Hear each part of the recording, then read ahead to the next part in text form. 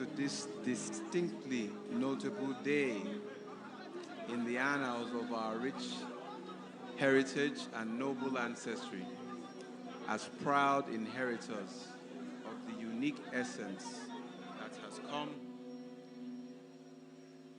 to define our Warri Kingdom. We would like to especially welcome His Excellency President Muhammad Buhari, who is here represented by the Deputy Senate President. We recognize the distinguished presence of the Governor of Kebbi State,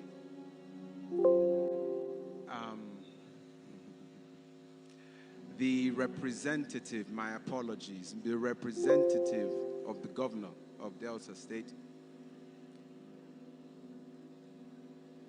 and other traditional rulers present. Your Excellencies, distinguished ladies and gentlemen, before proceeding any further, we would like to thank Almighty God for the life and reign of our predecessor and most illustrious uncle, His Majesty Ogiame Ikenwuni. In the course of his relatively brief reign, he was wholeheartedly committed to the cause of the sustained peace, growth, and development of the Warri Kingdom. His place of pride is definitely assured in the pantheon of the Shekiri monarchs and in the hearts and minds of all the Shekiri sons and daughters. May he continue to rest with the Lord. Fellow Shekiri, distinguished ladies and gentlemen, we are confident that our ancestors are at this moment smiling down on us, filled with pride and joy as they see us ready and braced for the journey towards repositioning our dear Warri Kingdom within the prevailing reality of today's Nigeria and the world at large. It is our prayer that in the end, we will be true, worthy inheritors of their great sacrifice and faith in a strong, progressive, united Warri Kingdom. We must express our profound gratitude to the proud Ishekiri sons and daughters who stood up to be counted when it appeared that the foundation of our collective patrimony was under threat. While it is not expedient to mention them on this occasion, Chief Johnson, Chief Gabriel Awala, Chief Brown Mene, Chief Roland Orishajafo, Chief C.D. Ikomi, Chief Edwin Ole, Chief Robinson Ariyo, and Chief Eugene Ikomi need to be specially recognized. Dr. Gidigbo. Interestingly, just before this precious Kairos moment in time, which has brought us to where we are today, that age-long tendency that has always sought to distort and abort our greatness wanted to rear its ugly head in an attempt to truncate. And as the progression of our crown is symbolic for all to see, from coral to silver and now to gold, so shall there be a spiritual, physical, social, and economic manifestation of the progress of our kingdom and our people. While not seeking to reopen old wounds, it is pertinent to recall the fact that following the grave injustice meted out to Olu Erejiwa II, he visited His Royal Majesty Oba Akenzuwa II of Benin and recounted his ordeal. In a reaction, a curse was placed on the land by both of them. It is not recorded that Olu Erejiwa II reversed the curse over the land. Neither is it recorded that Oba Akenzuwa II did the same. Most probably, the issue was never revisited. As a firm believer in the intricate interconnectedness between the spiritual and the manifestation in the physical, it is our firm belief that the matter needs to be addressed. Today, in our capacity as Olu, we hereby avow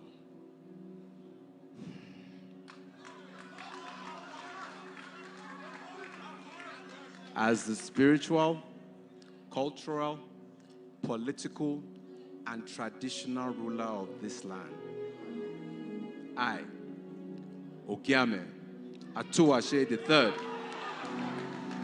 the 21st Olu of Warri, the first son of Olu Atuwashe II, the grandson and direct descendant of Olu Erejuwa II, who was offended on this throne, I hereby reverse the curse placed over this land.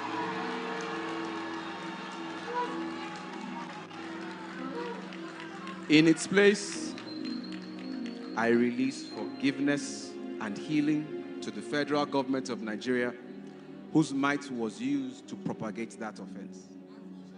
And I decree unprecedented and uncommon peace, prosperity, progress, development upon this land. I bring down the government of heaven onto this land, and I direct it to flow as a force that can neither be sabotaged, slowed, nor stopped. It goes out as a strong ripple effect emanating from this kingdom to the rest of the Niger Delta, to the rest of the Nigerian nation, and even the African continent. Africa has always been shaped as a gun, with Nigeria as its trigger.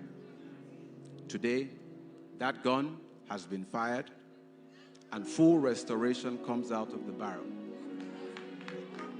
This land begins to yield its riches to us. All that has been hidden hitherto comes to the surface, and the world shall marvel as to how we have defied projected economic trends. And this time around, we shall be the ones to chart the course of our own destiny. And now, as the Shekiri is restored to its original identity as one of blessing, we decree, because Ishekiri is blessed, Nigeria is blessed. Because Ishekiri is blessed, Africa is blessed. And now that the foundation has been addressed, it's time to put out a clarion call. We therefore call upon and welcome back all sons and daughters of Iwere Kingdom that are dispersed in the diaspora, in Nigeria, the rest of Africa, and all over the world. All sons and daughters of Iwere Kingdom who identify as Ishekiri by your father, your mother, your grandfather, your grandmother. We welcome you all. Come with your capacity, your expertise, your networks, your ideas and resources to join us in repositioning this kingdom. We also invite our well-wishers and admirers who count it all joy to be identified and associated with us, either by marriage, business ties, or residence. We extend specially towards our neighbors, our Ijaw, Urobo, and Ilaje neighbors, a hand of invitation to peace and development, as it is not our desire to prosper in isolation. We desire that our neighbors prosper also. We recognize that the peace and prosperity is a shared one, built on righteousness and justice, which is the motto of this our reign and the foundation upon which God's throne is built. At this point, we make bold to say that our emergence is not simply the filling of a role, we will be redefining the essence of the throne of the Olu of Warri. While we have every intention to lead as led by the Lord himself, we implore all of us to work together and renew our minds and our way of thinking so that nothing, especially internally, hinders us from getting to our desired glorious destination. We should be ready to let go of the old ways that have not encouraged us to advance and not allow sentiments to keep us bound. To launch this new renaissance today, you would have noticed the crests that have been released.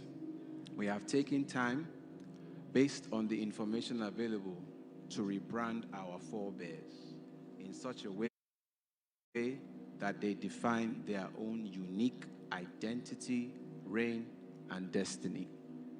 As a people so proud of their royal heritage, it is our expectation that in these 20 crests, we will be able to further add to the pride and richness of our historical and cultural identity. At this juncture, I want to speak directly to the youths of not just the Warri Kingdom, but the entire Niger Delta. We have heard the narrative several times as to how the Niger Delta is blessed in terms of resources. The truth, however, we must look beyond oil and gas and channel our energy in the right direction towards endeavors that will result in added value across the board. What we have is our culture and our identity, and we must use this as an instrument to influence the mind of our youth for their own development in ways that are completely devoid of partisan politics. We will look to honor our women. We will encourage them, build them up, and support them in realizing their inestimable potentials. And as we do this, we will also see the multiplier effect in the collective development of our people. We will ensure that our women, both old and young, are honored and respected, not only by word, but in actual cultural practice. We will look to actively seek the opinion and counsel of our women and opportunities that avail themselves to the Ishekiri nation will be used to empower our women to enable them to contribute their substance to the growth and development of Ishekiri nation. So I say to our women today, you will no longer be invisible. I want to begin by formally honoring the two most important women in my life today. Interestingly enough, as God has ordained, one is a beautiful young lady of Edo heritage, and the other is a gracious woman of Yoruba heritage. One addresses the past, while the other addresses the present as well as the future. But as we have come to understand, time is a river.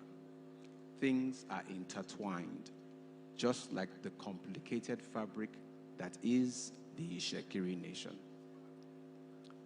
By the special grace of God, I am the first Olu of Warri in well over 2 centuries, whose mother is alive and well to witness him sit on the throne. In the same time span, even longer, I am the first eldest son of an Olu to ascend the throne. None of these are taken for granted.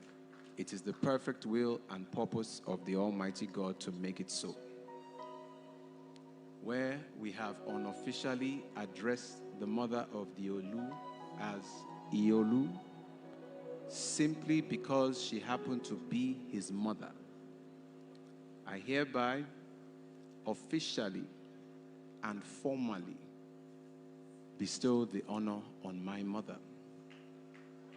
You shall no longer be referred to as Olori Atowashe II, but Iolu Atowashe III. and blessed are you among mothers in the earth. Inevitably, in addressing the present and future, we cannot but consider where we are coming from. Since the arrival of Prince Ginowa from Benin, it is not on record that any Olu has married a Benin woman, nor has any Olu been on record to have been born of a Benin woman. I distinguish between Benin and Edo for obvious reasons. Yet again, I stand before you as the first Olu in 5 centuries to be married to a Benin woman. In many ways, it's as though today this monarchy has come full circle. And on this note, let me share a personal story of my recently departed father-in-law, Captain Idahosa Okumbo. He was witness to a prophetic word, and he himself, unbeknownst to him, played the role of a prophet. Raised by his grandmother in his much younger years, she would say out loud after a long, tedious day, "The suffering is too much. In my next life, I will come back and be inside the palace." On the day we paid the bride price in Benin, my father-in-law said to me as he finally placed his daughter into my hands, "I named her Aiviere Winoya." Roughly translated, you don't abuse precious beads. Ivie belongs to the palace, and I am entrusting her into your palace. The words of his grandmother, and indeed his own words, were inspired and honored by heaven. And today, the full manifestation has come to pass. To my beautiful, loving, and supportive wife, I hereby officially and formally bestow the honor upon you. You shall no longer be referred to as Princess Ivie Emiko, but as Olori Atoashe III. And long may we both reign. As glorious as today is, our future is even more glorious because we have the blessing and backing of the Almighty God. And with this backing comes boundaries. Whatever knowledge in form of our centuries-old heritage, or whatever resource in form of our abundant natural and mineral wealth that God has given us, we will neither boast in nor depend on them. Rather, we will depend on God himself, who has given us these things. And it is in doing what God says to us, how we follow his instructions, that we will move mightily in dominion, power, and authority. And upon this revelation shall the bedrock and cornerstone of our reign. The earth belongs to God. This throne belongs